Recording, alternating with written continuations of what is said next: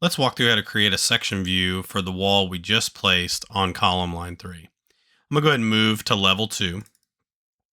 Here I'm going to pick the section view from the quick access toolbar, and we're going to draw a view that passes right through the wall.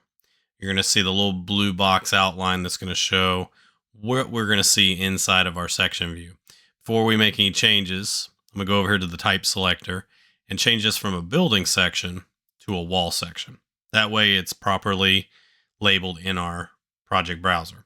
So if I scroll down in the project browser, I'll find here's sections. If I click the plus sign, here's section 1.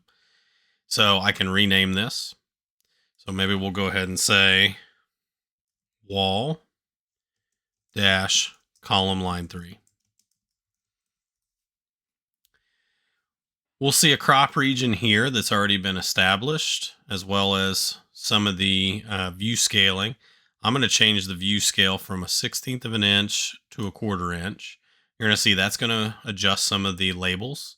And I'm going to go ahead and select the crop region and bring it just to where, if I zoom in, I'm going to actually cut out the level 2 framing. And that way we just see level 2. So right below our wall. The column line, I'm going to go ahead and select it. The blue dot, I'm going to drag until it snaps to the level 2 line. And here's where you're going to be able to see a few other pieces. So I'm just going to drag this crop region down, and even if I need to adjust the balloon there for the grid, we're in good shape. I can go ahead and turn off the crop region. And then I want to change the level of detail over to fine to now where I can see all the layers within my wall.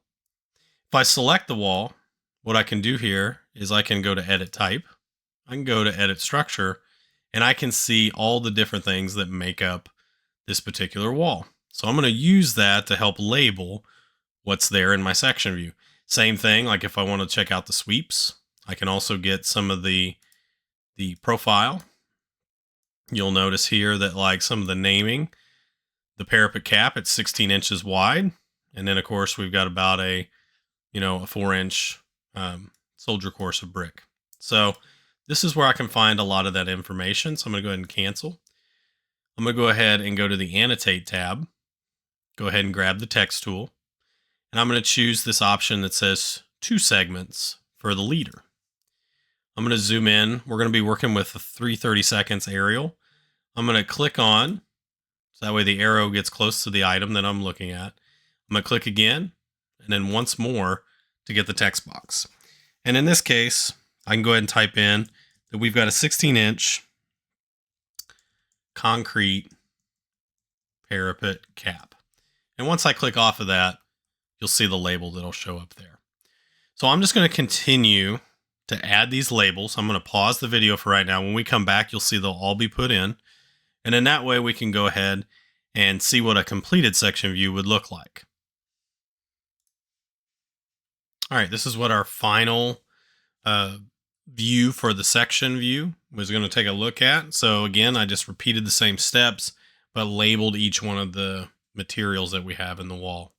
So if you have something very similar, or if you have a different wall type, you might have to update or change to match whatever wall type you have. But overall, this should finish out the section view on the wall for column line 3 that we use to enclose the second story of the Keystone building.